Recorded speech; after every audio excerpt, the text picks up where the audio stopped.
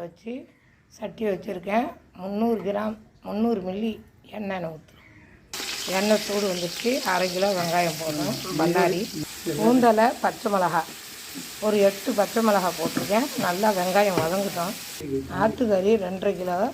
அதுக்கு தகுந்த மாதிரி நம்ம உப்பு வெங்காயத்தையே போட்டு வதக்கினா சீக்கிரம் வெங்காயம் வதங்கும். 10 நிமிஷம் வெங்காயம் வதங்கிடுச்சு. தக்காளி பழம் போட்டு 1/2 கிலோ தக்காளி பழம் அதையும் போட்டு நம்ம இது ஒரு 5 நிமிஷம் வதங்கட்டும். 5 நிமிஷம் தக்காளி பழம் வதங்கிடுச்சு. 50 கிராம் தனி மிளகாய் தூள் போட்டு இல்லை நல்லா வறுத்து விட்டால் நல்லா கலர் விடும். 2.5 கிலோ ஆட்டுக்கறிக்கு 100 கிராம் தனி பூண்டு 100 கிராம் போட்டிருக்கேன். ஆட்டு கொழுப்பு ஒரு 200 கிராமு அதையும் அதிலே போட்டு நல்லா வதக்கலாம். புதினாக்கீரை ஒரு கைப்பிடி, மல்லிக்கீரை ஒரு கைப்பிடி, 1/4 லிட்டரு தயிர் அதிலே ஊற்றி கறியை போட்டு மஞ்சத்தூள் போட்டேன். இஞ்சி அதே மாதிரி தனியாக அரைச்சது இஞ்சி 100 கிராம், சின்ன ஜீரகம் பொடி ஒரு 2 ஸ்பூனு, பெருஞ்சீரகம் பொடி பெரிய ஸ்பூனால் 1 ஸ்பூன், பட்டை கிராமு ஏலக்காய் சேர்ந்து அரைச்சது பொடி கொஞ்சம் அதில் போட்டேன். அப்படியே கதன்னு இருக்கு பாருங்கள். கறி போட்டுடலாம். ஆட்டுக்கறியை அப்படியே அள்ளி போட்டு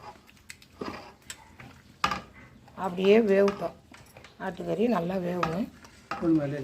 தண்ணி வேகுறது நல்லா அந்த கறி வேகிறதுக்கு தண்ணி இன்னும் கொஞ்சம் ஊற்றிக்கலாம். ஆட்டுக்கறி நின்று வேகும். தண்ணி ஒரு சொம்பு ஊற்றிக்கிறேன். பாருங்க எப்படி கலர் விட்டுருக்கு.